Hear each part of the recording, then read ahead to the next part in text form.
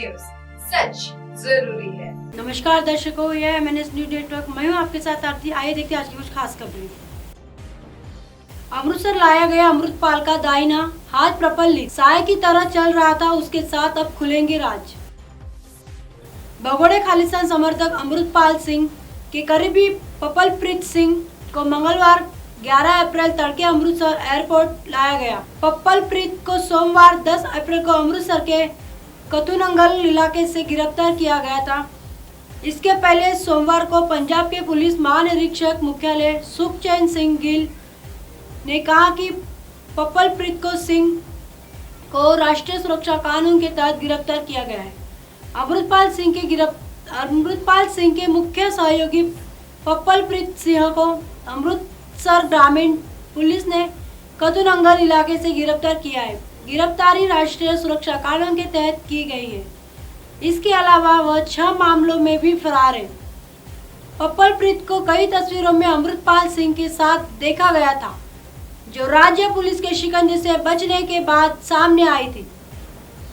हालांकि सूत्रों के मुताबिक यह भी कहा जा रहा है कि अमृतपाल के साथी पप्पलप्रीत को डिब्रूगढ़ जेल से भेजा गया है। 28 मार्च तक अमृतपाल के साथ रहा। पूछताछ में पप्पलप्रीत ने बताया कि वो 28 मार्च को होशियारपुर में अमृतपाल से अलग हो गया था। 18 मार्च से 28 मार्च तक वो अमृतपाल के साथ ही रहा। 28 मार्च को होशियारपुर में वो दोनों पुलिस के हाथ आने से बच गए थे। पुलिस का ऑपरेशन कैसे सफल नहीं हुआ और कैसे उन दोनों के उस दिन ड्राइवर जोगा सिंह के साथ पुलिस को गच्चा दिया था, इसकी जानकारी भी थी। अमृतसर एयरपोर्ट पर भारी पुलिस बल के साथ पप्पलप्रीत को सुबह लाया गया। कतुनंगल में किया गया गिरफ्तार। पप्पलप्रीत का बयान भी सामने आया है। इसका कहना है कि वह एकदम नहीं सलामत है। उसका कहना है कि वह एकदम सही सलामत है। उसे सोमवार 11 अप्रैल को कतुनंगल में गिरफ्तार किया गया था।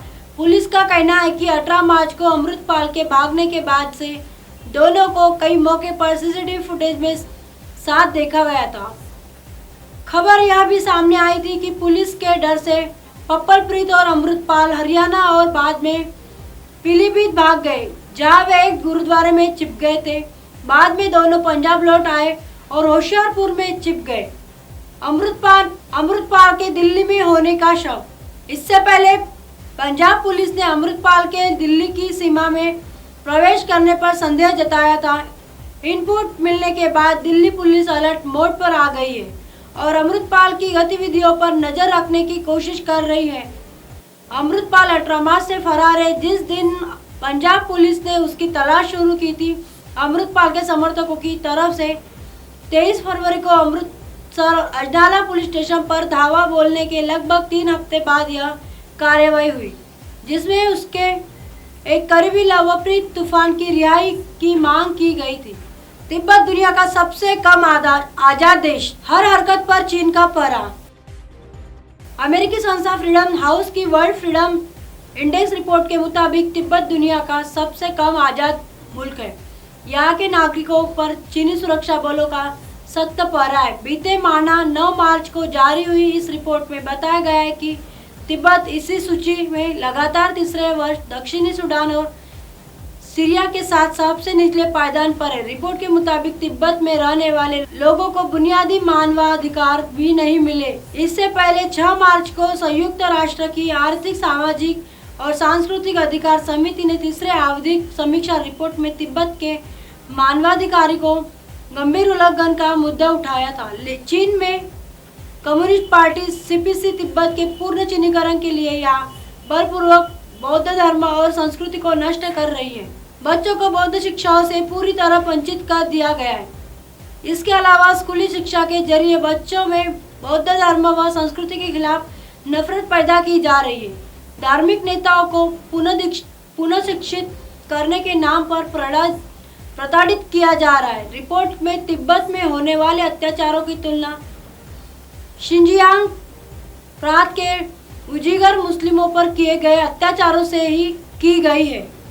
भारत आकर खुद देखो मुस्लिमों की स्थिति। भारत के खिलाफ गलत धारणा पर बोले निर्मला सीतारमण। वित्त मंत्री निर्मला सीतारमण एक हफ्ते के अमेरिकी दौरे पर है। इस दौरान उन्होंने सोमवार को वाशिंगटन डीसी में IFS मुख्यालय में हुई अहम बैठक में हिस्सा लिया। यहाँ उन्होंने भारत के मुस्लिम समुदाय के लोगों की स्थिति पर भी बात की। इस दौरान उन्होंने सोमवार को वाशिंगटन डीसी IMS मुख्यालय में हुई अहम बैठक में हिस्सा लिया। यहाँ उन्होंने भारत के मुस्लिम समुदाय के लोगों की स्थिति पर भी बात की। उन्होंने दावा किया भारत में रहे मुस्लिम पाकिस्तान में रहे मुस्लिमों के मुकाबले का अच्छा प्रदर्शन कर रहे। सीतारमन बैठक पश्चिम के एक नकारात्मक धारणा का जवाब दे रही थी। निर्मला सीतारमन ने ये बात Peterson Institute for International Economics PID में कही। भारत में निवेश या कैपिटल फ्लो को प्रभावित करने वाली धारणाओं पर एक सवाल के जवाब में सीतारमन ने बताया, मुझे लगता है कि इसका उत्तर उन निवेशकों के पास है जो भारत आ रहे, एक ऐसे व्यक्ति के रूप में जो निवेश प्राप्त करने में रुचि रखता है। मैं केवल यह कहूंगी कि आप खुद भारत आइए और देखिए यह क्या हो रहा है, बजाय उन लोगों को सुनने के जो खुद कभी ग्राउंड पर आए बिना ही रिपोर्ट तैयार करते। मुस्लिमों पर हिस्सा पर क्या बोली निर्मला सीतारमन? वही जब उनसे भारत में सांसदों की सदस्यता खोने और मुस्लिम अल्पसंख्यक पर हिस्सा के बारे में रिपोर्टिंग को लेकर पूछा गया तो उन्होंने बताया कि दुनिया की दूसरी सबसे बड़ी मुस्लिम आबादी भारत में और यह आबादी केवल संख्या में बढ़ रही है। इसी के साथ उन्होंने यह भी बताया कि अगर वाकई भारत में मुस्लिमों का जीवन कठिन बनाया गया होता, जैसा कि कुछ लोगों की धारणा है, तो क्या 1947 के बाद से मुस्लिमों की संख्या में इजाफा होता? इस दौरान निर्मला सीतारमन ने भारत में एक साथ पाकिस्तान की तुलना करते हुए कहा कि खुद को एक इस्लामिक देश घोषित करने के बावजूद जिसने अल्पसंख्यकों की रक्षा करने का वादा किया था, वह हर अल्पसंख्यक समूह की संख्या में कमी आई है और तो और कुछ मुस्लिम संप्रदायों का भी सफाया हो गया है। सीतारमन रविवार को अंतर्राष्ट्रीय मुद्रा कोष IMF और विश्व बैंक की स्प्रिंग बैठक में भाग लेने और वहां भारतीय राष्ट्रपति पद के तहत दूसरी G20 वित्त मंत्री और केंद्रीय बैंक के गवर्नरों की बैठक की अध्यक्षता करने के लिए वाशिंगटन पहुंची। अब आप हमारे चैनल को आपके मोबाइल पर भी देख सकते हैं। मोबाइल ऐप पर देखने के लिए प्ले स्टोर से MNS news TV app download करें। इंस्टा, लिंक, ट्विटर, हाई कुक, फेसबुक और कई सोशल मीडिया के प्लेटफॉर्म पर हमारा चैनल उपलब्ध है।